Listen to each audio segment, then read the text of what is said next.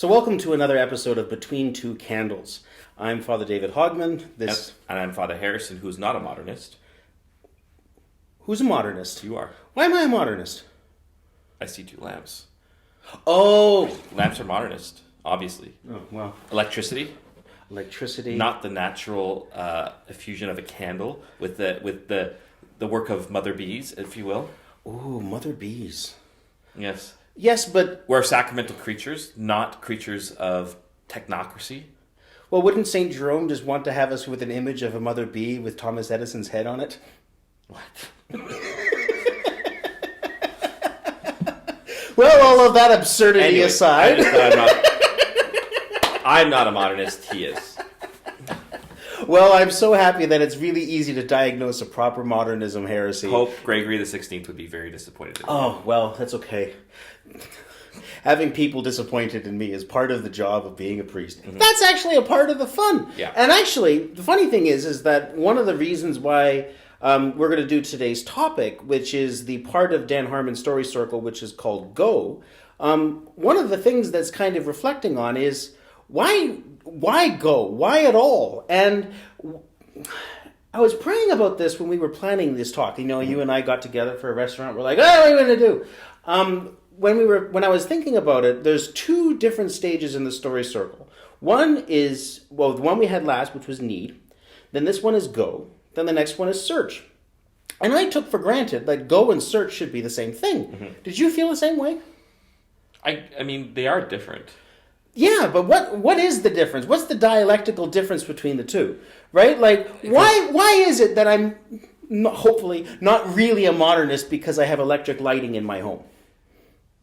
The difference, I think, is it's interesting, at least with how he kind of understands this. The go as a response to need is almost a fleeing. Oh, okay. While search is realizing the fleeing isn't going to necessarily, you know this as a priest. A lot of times, people have a need. Mm-hmm. Do they start searching for the response to the need? No. They flee from it, and so they go.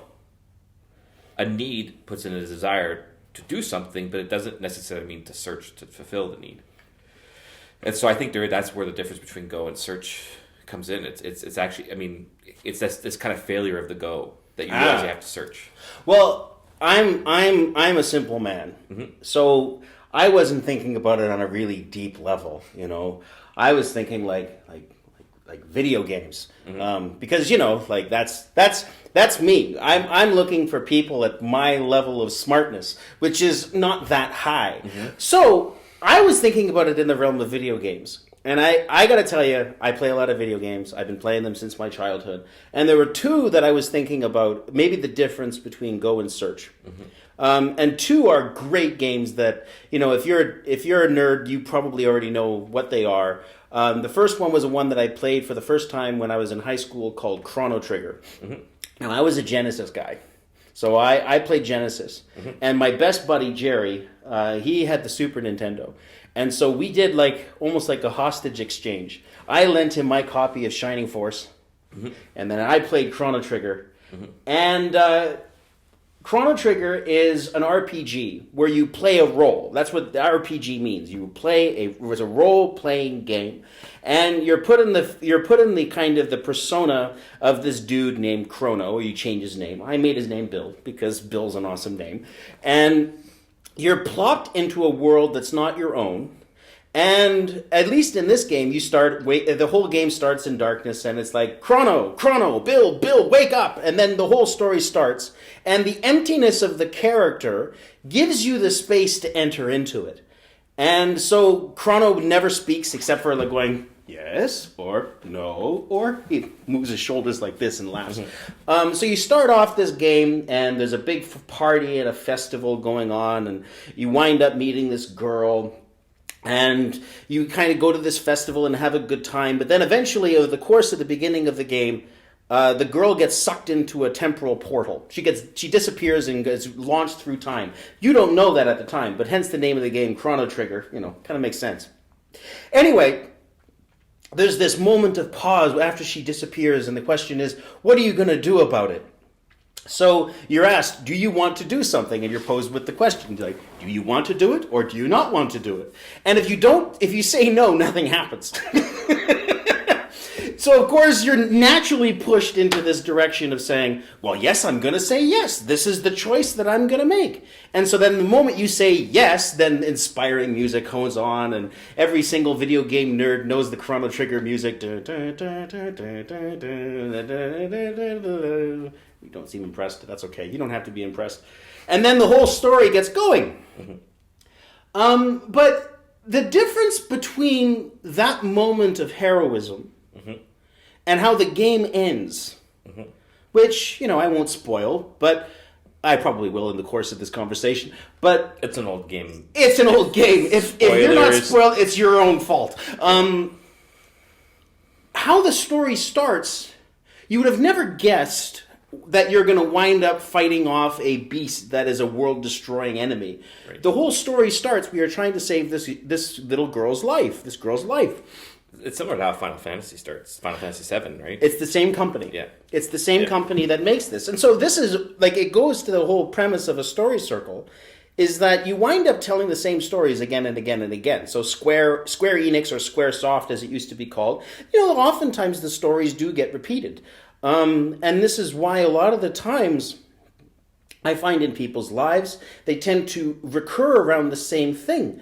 Because what happens in life is you don't have a moment that the game starts in. Well, actually you do. You just don't know what it is. Right? Like when God summons a person to something, right? When they experience a need, people don't hear God just say, not everybody has a Samuel moment where it says, Samuel, Samuel, and the guy goes, here I am. There's lots of little and hidden Samuel moments. And so you can only imagine that there's a certain terror in the fact that maybe that moment where you're supposed to say yes and the music then starts, maybe for a lot of us, the great tragedy is that we said no and didn't go. Because we either didn't think it to be important. We wanted to know who the final boss was in the video game. We wanted to know how the story was going to play itself out. And we didn't realize that by first saving this girl was going to train us to get to the point where we would actually save the world. And not only save the world, but save the world with the girl that we went to save. Right? Like there's a whole process that is often lost because we don't make that first step without knowing what we're searching for. And that is why I think there's a difference between go and search. You need to step out into the abyss. That's rude in some cultures, but you need to be able to step out into the abyss not knowing what could possibly happen. And it all comes down to a choice that you make. Now, in Chrono Trigger, you're basically only given one choice, basically, in the whole course of the story, which is whether or not the story actually starts. And then after that, most of the events just kind of drag you along, which is why I think we can kind of fall into the comfort of RPGs and all that stuff, because you can have that feeling of being a hero without actually having to choose. I'd like your thoughts on that.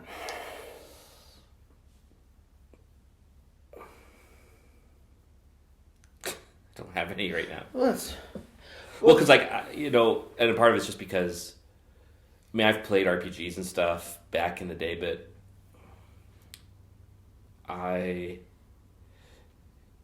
they aren't things that attract me anymore because, I don't want to put this, the more exciting stories here. Can confirm. Right? And so, even for me, it's why I struggle even sometimes. I'm not saying it's bad per se, but just personal temperament wise, it's a struggle for me to see the value of playing something where you create a role when that energy and adventure can be found right in front of you. I have a working hypothesis about this because I still play video games all the time. And I have no video games at all. I know, you got rid of your PlayStation. Yep. You don't play Destiny with Father Anthony. Nope. I got rid of cable. Oh my lord! And you're like that guy. It's like, I don't have a TV in my house. Like Not close. But I'll tell you one of the things though. So when I play a video game, I'm often what's called a completionist, which is that guy that wants to do everything. Yeah. So you do all the side quests and everything all the time. Yeah. I'll go through every single possible side quest that you can possibly do. But one of the reasons why that's safe is that there's a limited number of them. Mm-hmm. Depending on the game, obviously they can program in tons of side quests. But in life, it's impossible to go through all the variables. It's impossible to go through all the different bits of the story tree. So, like, when you're playing an RPG, one of the things that you can do is you can just wander aimlessly and walk your character against every single wall. And then if it just says, press X, you're like, oh, good, there's something hidden here. Mm-hmm. It's such an easy way to find life's secrets. Right. And I think that that's part of the attraction. It's a way of gaming the complexity of life without actually feeling the terror of complexity. Mm-hmm. Because, like most indulgences, you're trying to get a smaller version, a simpler version of what life is like. And so games and books, they're a way of experiencing the challenges and difficulties of life without actually having to endure the consequences. Or the risk. Yeah, exactly, right? And I don't mean... And I think actually that deserves a bit of respect because our generation, the video game generation, the one that started, roughly speaking, with video games, we now have a world that is so complex that it's next to impossible to start a journey. Right. Like you and I probably remember in our youth, everybody saying, well, what do you want to be later in life? Yeah. I had that planned out when I was in high school. Yep, so did I. So did it have it planned out year by year by year? No, but I had a general sense of what I was going to go to UVic to study computer science. I was going to get my degree in computer science, and then I was going to work for EA Sports. Yep. Or it's EA Games, sorry, but in Burnaby, at the Burnaby campus. Absolutely. And I was going to have a wife and a few kids and a house, and that was going to be my life. Oh, did you character create your wife? Did she have like a certain face? No. Oh, no, okay. So you actually let her be blank so that a real person could fit it in. Yes, exactly. Well, see, and I'm sure you. And I got out of computer science after the first year. Yeah. So boring. Yeah, but have you noticed though that sometimes what prevents people from actually doing anything is actually their dreams, right? Like the plan that they have for their life. Their character creation screen, what they say, like, I'm going to meet this kind of person, I'm going to have this kind of job. It actually, I found in some of the people that I've worked with pastorally and as friends, that actually hobbles their ability to accept the challenges of life. Right. Because they're like, well, no, my story, I want to go in this direction. Right. But that's the thing, it's based in a sense of freedom that refuses to recognize that freedom is actually limited. I found that, and this is Chesterton's argument, and I found echoes of this in Blondel, freedom is what limits the choices. Yeah, it's with every yes, there's an infinite no's. Exactly. But you marry one person, you're saying no to every other possible spouse. Yes. And I think that paradox is horrifying to millennials. Yeah. And often why we suffer from the problem of failure to launch. Right. I call it the mustard problem in the grocery store. One of the reasons I like going to Costco is that with all the selection, it's actually a very narrow selection. Yeah. But then you have other stores, like you go to a grocery store, and you want to buy mustard. Well, it's like there's honey mustard, there's this mustard, there's that mustard. There's so many mustards that you spend so much time. You just buy French's. Anyway, God bless you. Like in beer, you're a snob, but in mustard, you're just bottom of the barrel, eh? Anyway, no disrespect to the French's people. But if you have this situation where there's so much choice, it actually hampers freedom. Right. Well, it's interesting because actually that's why I hate going grocery shopping, because the ADHD, it's the amount of choices actually is overwhelming. Yes. I have to go in with a list. Otherwise, I wander aimlessly up and down the aisles not knowing what to get. Yes. And so I have to figure out what am I like in it, but it creates a whole structure for me. I have to then figure out what am I going to cook this week, because I need to find out what do I need for my recipes that I don't have at home. And then when I go to the grocery store, I pretty much limit myself to what's on the list. I have to limit. Oh. Otherwise, I get lost in the infinitude of choices. Yeah, you see, then this is why I like Costco, is they make a lot of those choices for me. Yeah. So I just say, generally speaking, I want yogurt. Okay. Until they change the brands. That's where I get frustrated. That can be a little frustrating. Like the pizza crusts. They changed them. I was like, you jerks. See, I normally have those small little yogurt packages. Yeah. Right now, because of circumstances, I've now switched to the tub of yogurt and I put in frozen fruit myself. Right. That's my phase right now. Yeah. But that's a minimal amount of complexity that allows me to at least function. Yeah.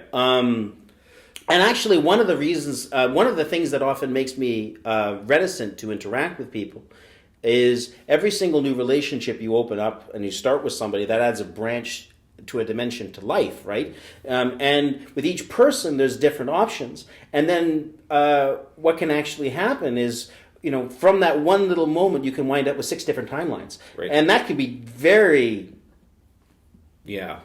It's like Boethius, it's like quantum theory or relativity of time and space. Relativity of time and space. Like multi-dimensions. Yeah. It's like dealing with a problem with multi-dimensions in your moral personal life. That's daunting.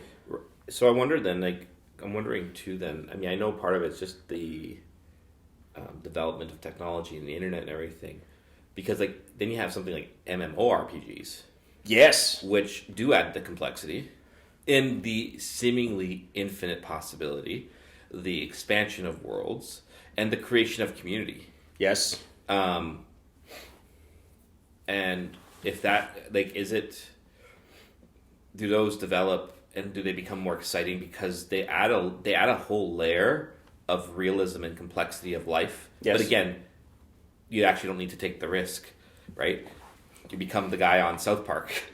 How do you kill that which cannot die? It's like, how can you kill that which has no life? Yeah, exactly. That was it. Yeah.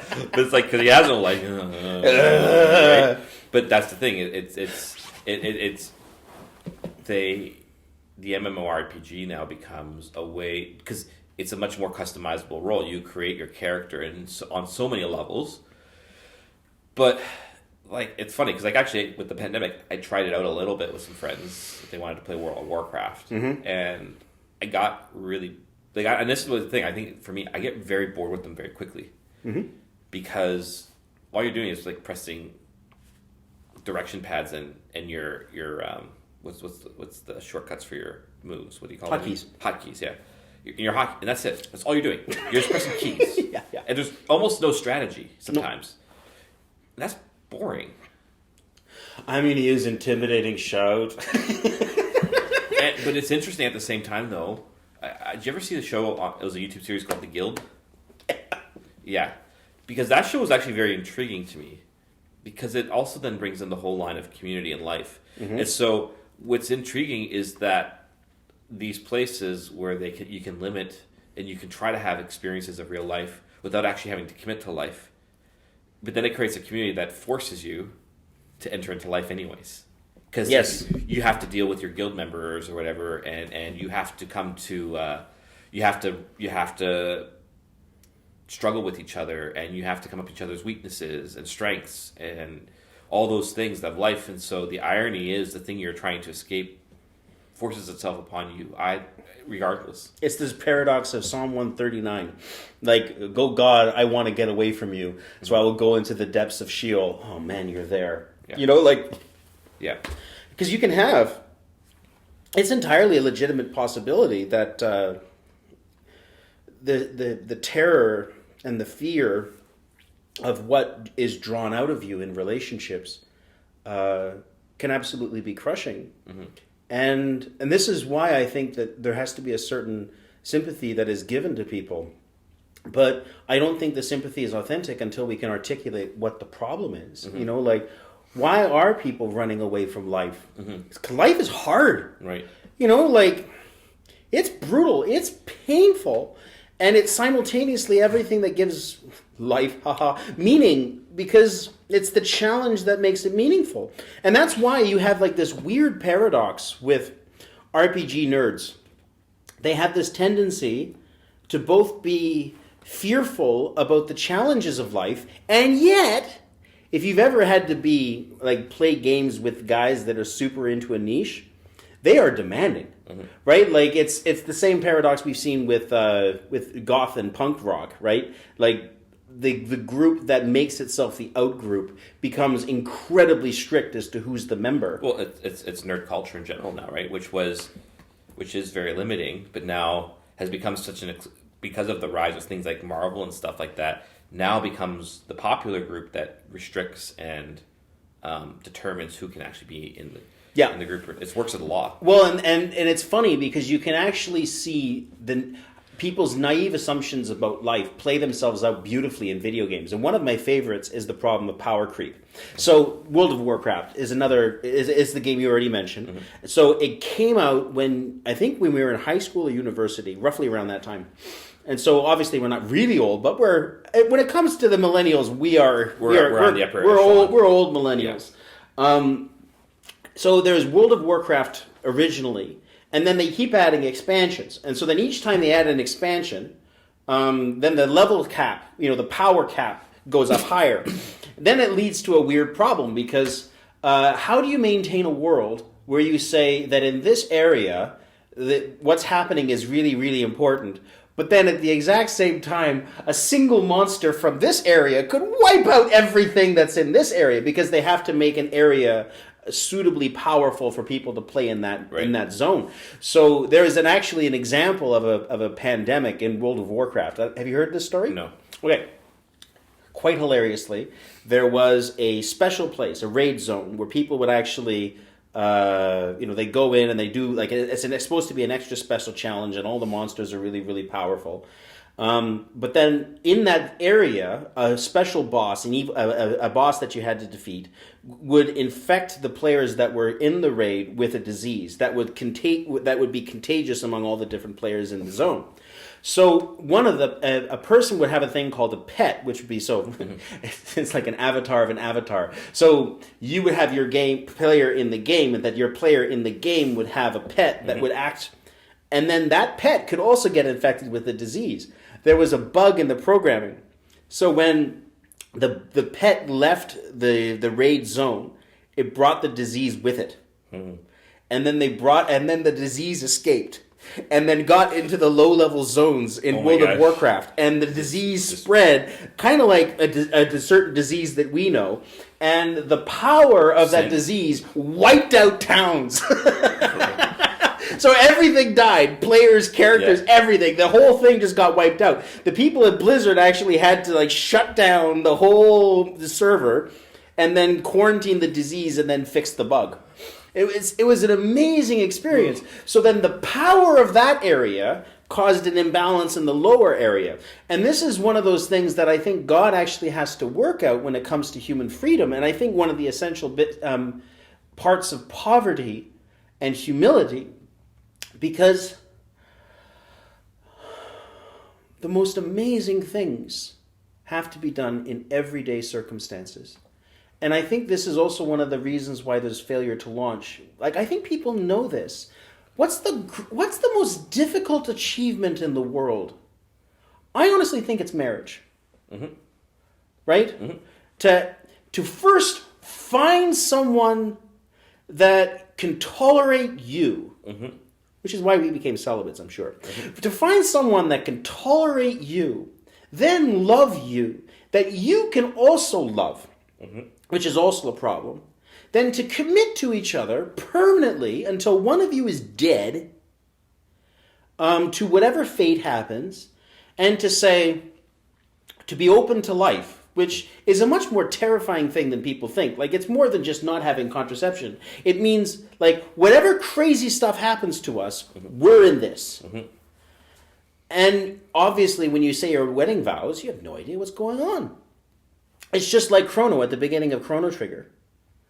And yet, it's not as if a young person can't see the dangers that happen, especially if they grow up going to church and they see older couples having their 70th wedding anniversary, and it's like, yeah, this can happen, there might be more child mortality, there is sickness, there's death, there's poverty, there's all sorts of things that can completely cripple you, that are completely out of your control. And each and every single one of them requires absolute heroism. But we don't think that this is the magnitude of the choice because everyone does it. So the video game says, you're unique and you're special and everyone's NPCs. But that's cheap and lazy. How terrifying is it to realize that each and every single person you see walking down the street has a limitless source of conversation items. Right. Which in RPGs, like you can walk around the street and then you run into some guy and he says, I like the weather here. Yeah. Do a barrel roll. And then that's all they say. Yeah. But to come up against real people that challenge you, say confusing things, and that at any moment, this person or that person that you meet can be a wellspring of novelty, I think that's why most people stay inside. And I don't think they're crazy. It's just that human beings are made in God's image. Yeah. Well, I wonder too then, I'm just trying to think this through a bit. The whole rise of video games and video game culture in general is in part due to a kind of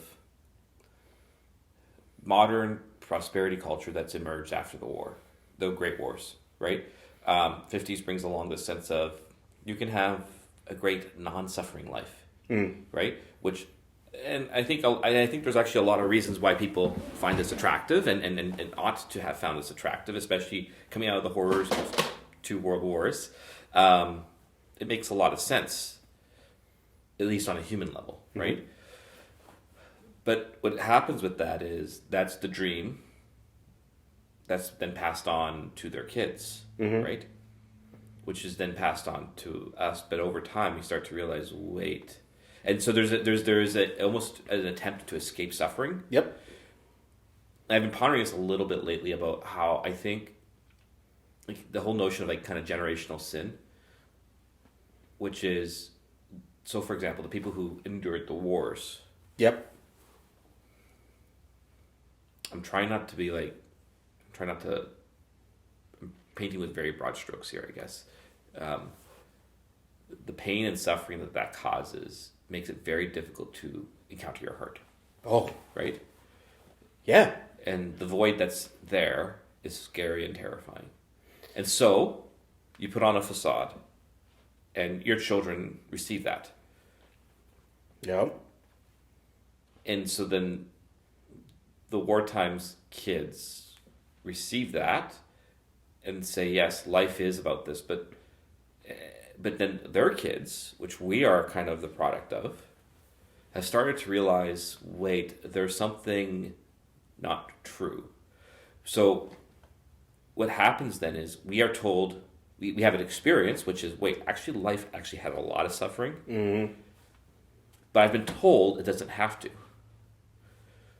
So the game, the RPG, becomes the mode of trying to heal the paradox. And it makes sense, again, on a human level to want to do that. Yeah. But the problem is, the real problem at the heart of it is that the heart is not engaged. Well, and when you say the wars, and then there's the trauma that comes from it, but the ideologies that led to the wars to begin with was also a kind of LARPing. Yeah. In my estimation, most of what we call modernity, and that would be the period before World War One, right? The modernist period that everyone was wondering what's actually happening. It was LARPing. It was doing an RPG of what the faith had actually done for Europe, and so it was almost an attempt to be able to create unity and peace and prosperity and blessing in a way that kind of cut God out of the equation. Right. And you can't cut God out of the equation without cutting a part of your humanity. And I think that's one of those things that understanding human beings as made in God's image and likeness brings about in us, because I found that when people are over ideological, they know what it is good, and they know what it is to be human, and therefore they'll try to make everything fit that. But when you say that human beings are made in God's image, what you say is that swirling mess of humanity, behind everything that's there, there's some good somewhere. Even those things that you don't like, right? Like emotional depth, right? Well, it's just terrifying. It makes me uncomfortable. Therefore, I consider it evil. It's like, no. The reality of that is revealing a deficiency in you. And your interaction with that will actually reveal what's wrong. Right. And so that's why you have to have a go before you have a search. Right. Because the you, then the need, then the going, you just know that there's something missing in me. But I don't, let alone not even me not having it, I don't even know the form that I'm searching for. It's negative, right? Like it's a negative image that is built out of my understanding of my lack in myself, but yet a good I see in the outside world that I've got to somehow find and search for. And there's a lot of humility that is required in a person saying, I am not sufficient unto myself. Yeah. And I think some of these themes are going to start repeating themselves more and more as we go along in the series here, because in some ways, every step is implied in the other. Yes. And the problem with the circle, like you said, it's a repeating thing over and over again, is the problem with the circle in the end is that it never can escape itself, which is the depressing element of it all, right? This is pagan notions of time. Yep. It's the enduring eternal character of it all. But the interesting thing at the same time is that a lot of these motivations and needs, like this impetus to something more, is a Christian notion. You cannot have it without Christianity. And so even this whole notion of how to search and to go implies not just that you realize nothing on, like, this is the problem today, is we want something more, but we never are willing to learn that something more exists completely and totally outside of our control, our life, our story, the cosmos. That the go is not horizontal, but it's horizontal and vertical at the same time. Yep. Right? That God actually enters into it, and actually he is both. This is very Bonaventure now. He is both the motivator and the goal, and that's. But the thing is, and I mean, in some ways, that's where we have, and I think this is where like a lot of the kind of almost nihilism of it all comes in. It's like, if it is this eternal cycle of things, it is meaningless, right? Yep. As I've been sharing with you a few times, right? This is Aristotle's notion of history. History is in a way meaningless because all it does is deal with past and facts, the particulars that don't reveal universals. But Christianity is actually fundamentally changed the whole notion of desire, of action and meaning. Yep. It's actually it's because of Christianity, meaning is even possible. Yes. But we are existing in an age now, and this is the problem with modernity. It says, I want to take everything that Christianity says is meaningful and says it takes meaning built without Christ. The problem is you can't do it. Not possible. Yeah, like I gave a misnomer about Chrono Trigger in saying that it basically follows a single path. That's actually not true. One of the things that Chrono Trigger did for the first time is that because the whole story presupposes that you move in time and then therefore change an outcome, means that there's some perspective that exists outside of time, and that actually allowed, for one of the first times in RPG history, multiple endings to happen. And so all the different, you could finish the game in different ways. If you helped a certain person in this time, then it changed an outcome over here. So it's replayable. It became very replayable. In fact, it was one of the first games that also had something beautiful called New Game Plus. So it allowed you to use the same character and then to go all the way back again and again and again. So you had all your powers from the first playthrough, and you go all the way back. Stages is really easy. Yes. So this is where I find that God is actually, what God actually allows people to do, is to New Game Plus themselves. And I think this is actually one of the strange powers of the saints, is that they gain the benefit of everyone's previous playthroughs. You know that when Jesus says that from those who do not have, what they have will be taken away, and for those who have more will be given to them. One of the things that I found is that God always wants to give out gifts to us, but we keep saying no. And so then the result is that when you start saying yes to him, he not only gives you your life, but then all the blessings that other people had refused. And then that itself becomes daunting. But then it's like, oh, well, now I've lived through this person's experience, and I'm healing through that person's experience, and it becomes like a weird way in which you get interpenetrated into other people's lives, and it results in like a weird experience of multiple endings and almost a deepening sense of your personality. And I don't even know how to begin with that, but it's that feeling that you're not constrained by time that allows for options to bust out. Like, one of the things that I've also noticed, right, in addition, this is connected to the power creep thing, but you remember when we studied medieval philosophy, one of the first times in philosophical history where time was understood as a created construct, and therefore not absolute, was with Boethius. And the question had to do primarily, and the origin of the question is, what's the relationship between God's view of creation and time? Does God's foreknowledge remove freedom? And Augustine has the same kind of reflections. These are important questions that I found that are really well described in these kind of video game experiences, where it's like, well, would you have, what ending you got was depending on the choices that you made along the line. Right. And I would absolutely dread the idea. This is why I'm a completionist when I play these games. And maybe what motivates sometimes selfish fear in me, like, go hard. Well, why? It's like, I want the best ending. I absolutely want the best ending.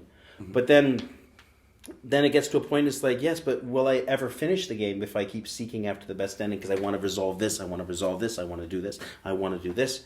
Do you want to know all the best endings? Right. I don't know.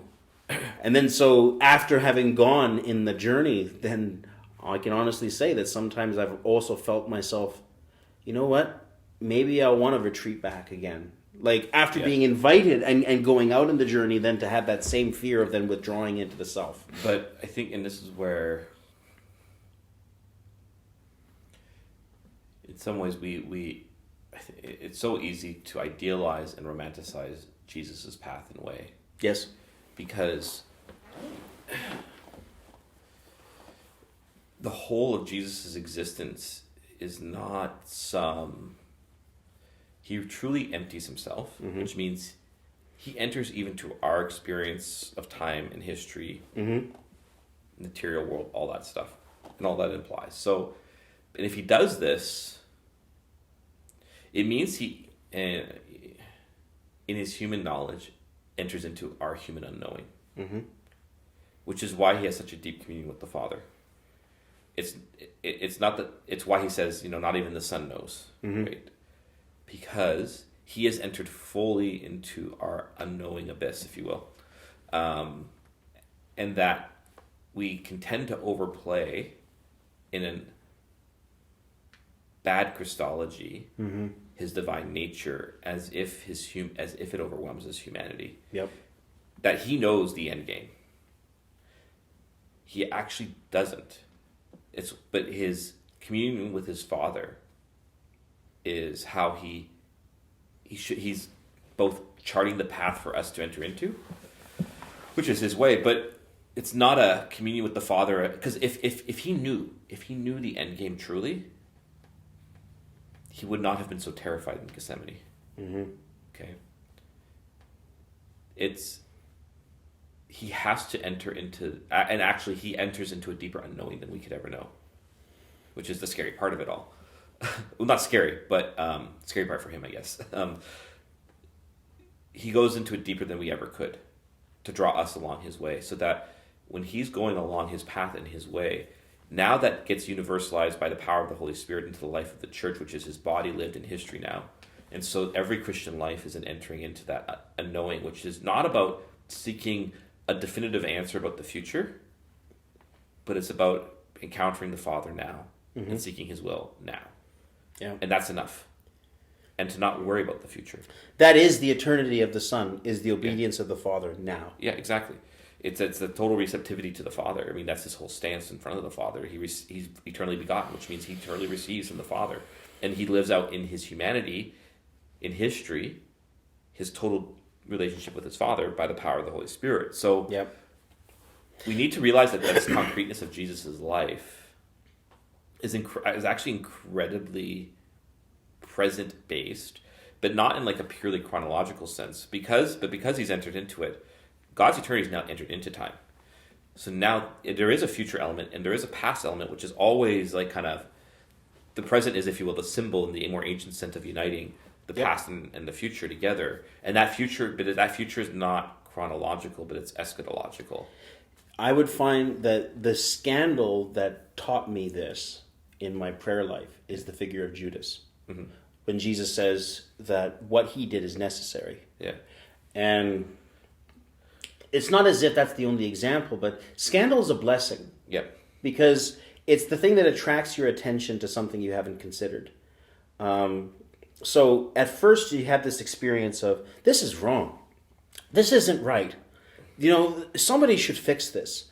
And that's a part, it's a good image of hubris almost, where you see an imbalance in the story. You see an imbalance in the structure. You see an imbalance in the beauty of it.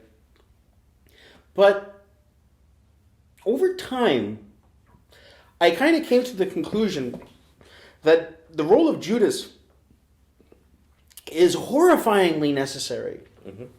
And if God's time and if God enters time, then there has to be a weird mixture of the contingency of history and life and the necessity of God. And it creates a weird solidity that is both arbitrary and real. Right. And because how else are you going to have finite human freedom interact with infinite freedom? Right. There's no other way it's going to happen. I wouldn't use the word mixture. Well, no, that's true. I'd use the word communion. Good Christology. Good job. I would, for those who are paying, I would use the word communion. Chalcedon or Chalcedon? Chalcedon. Well, because this actually brings me to the second game that I was thinking of. Mass Effect, the Mass Effect trilogy. I've played a little bit of it. Oh. Back in the day. Okay, so I loved Chrono Trigger, but the Mass Effect trilogy remains, in perpetuity, probably my favorite game ever. Mm-hmm. So, for those of you who do not know, it is 3 games, and it follows the standard 3-part structure, the trilogy structure, where you play Commander Shepard. And there's a funny video that called him Space Jesus. Jesus in space! Because he becomes like this kind of savior figure. So he's a soldier he goes to investigate something horrible happening in a planet called Eden Prime. So it's almost as if they're trying to redo the whole thing. Yeah. He goes to Eden Prime, discovers that a guy is trying to get a beacon for some kind of special knowledge, and then from that moment, then the story kind of launches into Shepard saving the whole galaxy from a race of sentient machines that every 10,000 years come to destroy all life in the galaxy. Eventually, it becomes clear that the Reapers that you fight in the course of this game come every 10,000 years and only wipe out the powerful spacefaring races in the galaxy. And they leave everything else behind. Mm-hmm. Because they understood the rule of power creep. That if the races that come up with the spacefaring technology, they also come up with the ability of creating artificial life. And then what happens is that the created always rebel against their creators. And then that creates a cycle of violence that could actually result in the destruction of all life. Mm-hmm. So these Reapers actually come up with this idea of preventing the destruction of life by harvesting all advanced life so that the new generation that comes has space. And I remember watching that for the first time, like playing the game for the first time, and thinking, oh my lord, that's the same problem that Uranus and Chronos and Zeus had. Mm-hmm. Right? Like, if everything is immortal and there's no death, then the result is that the power creep results in a limitation in the world. But here's another interesting thing about that game, and the reason why most people like it, is the choices that you're allowed to make. So, and the effects of the choices. And the effects of the choices. The massive amount of effects of choices. Ha ha ha ha ha. So, of course, there's a choice wheel when you're playing the game, right? So you have a little moment, and then you have a paragon choice, which is always on the top. Then you have a relatively neutral choice that's on the bottom. Then you have a renegade choice, which is on the middle and then bottom. So the renegade, and there's a moral universe to it. So every choice you make changes you and changes how people react to you. And then those choices aggregate over the course of 3 games, and they're saved on your system, and they follow you through. So if you have a good relationship with this person, then that person might survive this, and if they survive that, they can help you here. And it's a constant developing system. But by the end, one of the reasons why people got really mad at the game is that it seemed to distill all of their choices into just 3 options. Destroy the Reapers, control them, or create a synthesis. It's and it was so funny because I still remember. Wait, is destroying the Reapers right Hegelianism or left Hegelianism? It's when you're making the choice. The destroy the Reapers is on the right. Synthesis is in the middle, and control is on the left. Okay. So you got to walk over and then make your choice as to which one it is. And it's so hilarious because I still remember when I played the game. Yeah. I was playing it at the seminary, and when I got to the end, I had loved the game so much I started screaming at the screen. I was like, "What? This is the ending!" I was actually like viscerally angry. Father Vinny and Father Roger were actually watching me, and they can attest that I got really mad. I got a quick question though before you kind of go further. Is with the ending of the game? Yes. Was that regardless of your moral stature? Exactly. So you know your Hegel. So this is why it's fun. So that's why. So for the most part, the reason why people got so mad was that they felt that their choices didn't matter, nothing mattered. That in the end, all required was having a certain amount of power, which then gave you the ability. For good or ill, by the way, good paragon power or renegade power didn't quite matter. It just resulted in how much galaxy strength you had in order to figure out which choice you got. So you could only do synthesis if you had achieved a certain level of success. And actually, there's one ending where your character might survive if you do the destroy option and you have enough power. But otherwise, in the end, it was like synthesis, green, destroy, red, and I think control was blue. I never chose control. Mm-hmm. Because when I was playing the game the whole time, one of the enemies says, "Oh, we'll control the Reapers," and I was thinking in the terms of don't deal with demons. Right. Never ever think you can control them. Yeah. It is a deception, and it is a lie. So that's why I didn't even consider that option. Still never have. But what was so interesting is that the video game world got super angry because they were like, "Oh, our choices didn't matter." And part of me was like, well, no, that's not why the story failed. It's that it attempted to encapsulate the drama of nature inside nature, which then made it eat itself. Like, I noticed the moment I got mad was when it tried to get meta. Right? Like, you kind of pass out, and then this elevator takes you up, and this hologram starts telling you about the history of the world. And I'm like, no. That's what angered me, because the only way that you can look at history and choice is outside of time, not in it. Yeah. So that's why you can't have an eschatological view of the human person inside nature. Nature's too small to appropriate human freedom. It took a whole galaxy's war against a mighty race of machines to explore the freedom of one man, Space Jesus. And he's not even like a Chalcedonian Jesus. It's just like a man, a Superman. So it both, the reason why it didn't work is that it was Aryan. Arianism and all that stuff doesn't actually allow people to have real choice, because in the end, it just gets lost in the meta-narrative. This is the thing. Freedom only exists in a Trinitarian structure. Completely. Explain why. There's a few things. One is, I was trying not to get uber technical, so if you understand creation as being, well, first it's about recognizing kind of our metaphysical structure as beings, that we have both being and nothingness within us. Okay, we need not exist, and so God actually does uphold us, and by such, because God upholds us,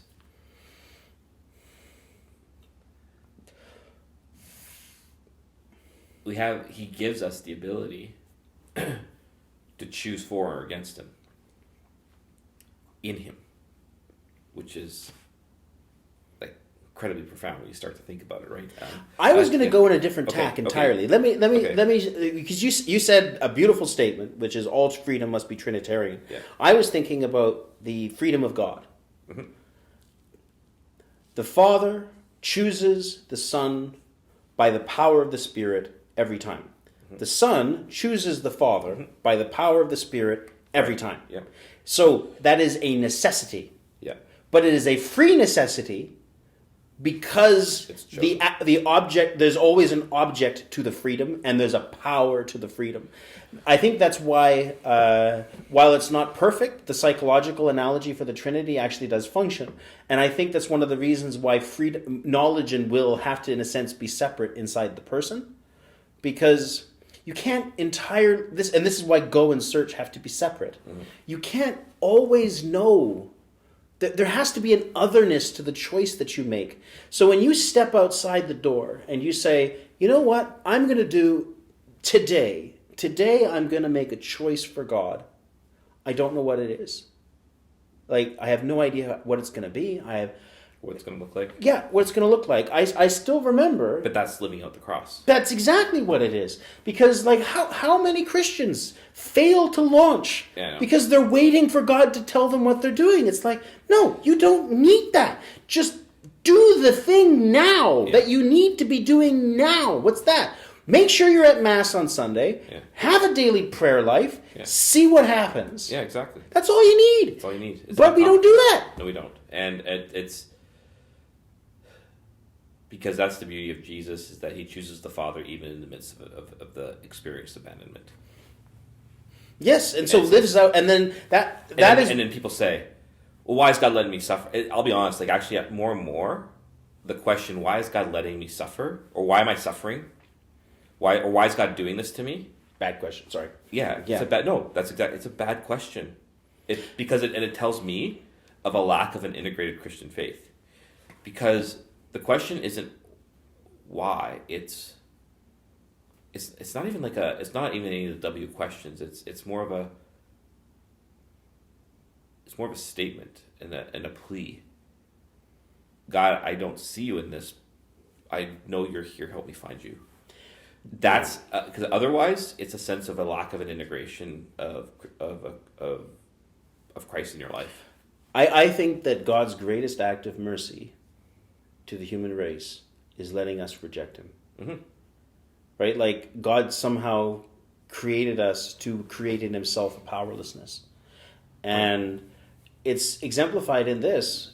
We all want happiness, but He says to us, like, no. The way in which my blessedness, my beatitude is lived in creation is the cross. Mm-hmm. There's no other happiness that He can give, right. Because God, like a person, can't be anything but themselves. Yeah. Like, you can't, and this I think is the big problem that you can see in human beings, is that we today especially we treat ourselves as if we can create our identity in a character select screen. Right. It's like, oh, I'm going to pick my gender, male and female. Yeah. I'm going to pick the color of my hair. I'm going to pick my facial things. Like, you can't do that. You're a gift. And this gets to your question about freedom. Because modernity has formed us into the idea that we create our freedom. Which, and listen, and the reason... crazy. And it's an ideology only because it's taking a truth and absolutizing it. Yep. There is a truth of creativeness to freedom. But because we are a creature, it has also something received simultaneously. It's create. So like Ratzinger has this great phrase, freedom is being for. Mm-hmm. Sorry. Being for, being with, and... being for, being with, and being from. Right, which is very Trinitarian, obviously. Thank you. That in our being, this is what freedom and being go hand in hand in this regard, right? I am someone who's with God, from God, and for God. Mm-hmm. And that also plays itself out horizontally. I come from my parents. I live for others, and I live with all of humanity by virtue of sharing this nature, and then that's the nature of freedom. Yeah. So freedom, where all I do is create, is taking one element and forgetting the others, and that becomes ideology. Yeah. And that's why I think that's the other reason I've always struggled with the whole notion of RPGs and all their varieties. It's this notion that you are only creating, and that there is none of the being with and being from that is necessary for the being for. And it also gets absolutized in Christianity, where we think cross means only being for, without the balance, if you will, of the other two. So then when people hear cross, all they hear is a grotesque suffering. Yep. But actually, no, it's an act of love. Yep. Which always encapsulates all three. That's why sometimes you can diagnose a spiritual ill by people's theology. If a person sees a contradiction between feast and sacrifice, they don't get this problem. Right. They don't get it. And you don't need to condemn them, but they just don't understand it. Yeah. Because there's a simultaneous necessity to being scourged out, cleaned out, and being filled. Right. Because in God, they're one and the same. It's why Jesus is the lamb standing as though slain. Exactly. Because it's about, the Christian life is not just death. It's not just resurrection. It's both at the same time. Yeah. It's like, this is what I was preaching about with Sunday with regards to sin. It's like, you only can acknowledge sin only insofar as you acknowledge sin can you actually encounter love. Yeah. They're simultaneous with each other. Because God can't love you without acknowledging your sin. Exactly. Yeah. Because your sin is actually not who you are. Yes. And that's the whole point, is to root out the nothingness, so that where there's now a void, God now fills with his love and life. Well, but then this is where God then meets us where we're at. This hit me when we were in seminary together. Every sacrament is worship, divine worship, right? But the sacrament of reconciliation then is worship. So how is it that the offering of our sins is worship? It's Jesus' cross. Yeah, but what we're saying is that this is why mercy is the ultimate sacrifice. Because what we're saying is I trust so much in your goodness that this turd that I'm offering you will make good on it. Yeah. And like the happy fault thing, to know that God's greatness and glory is such that he can make sin an offering for God's glory. Yeah. Wow. Like that's something. I think C.S. Lewis talks about this, right? That he does. Over time, the saint starts to see even in their sin a grace. Yes. And that actually something beautiful in God's presence. And that's the whole point of Jesus' cross and descent. It's not. It is. I mean, it's the real redemption of sin. It says even the thing that opposes God can be used for him. Yes, and that is why Judas and Satan are necessary. Not necessarily. Right. Not necessary in a narrative sense. right? No, they're necessary in the narrative sense. They're not necessary in the sense of the divine sense. So God is necessary. Yeah. But it's necessary to the story. Right. Because if God's going to create a world like ours, the reality of sin has to be an option. And you can't have the option without, in a sense, it concretizing. Right, but they're not necessary, and like God had to force them to do this. Yeah, God didn't need to do it. Like that's why when God created, He created everything good. Yeah. And this is the kind of there's a paradox in Milton, and so Milton's not perfect, but he gets this. When after Satan caused the fall of Adam and Eve in the garden, the angel that was supposed to guard, God didn't get angry because it's like that's what has to happen. That's normal.